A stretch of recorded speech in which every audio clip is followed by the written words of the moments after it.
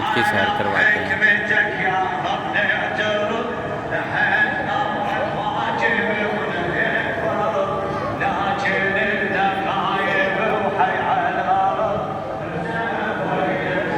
سامرا میں ذریعہ پاک حضرت امام علی نقی علیہ السلام اور امام حسن عسکری علیہ السلام اور بی بی نرجس خاتون اور بی بی حکیمہ خاتون کے جہاں پہ ان کا یہ گھر ہے امام زمانہ علیہ السلام کا،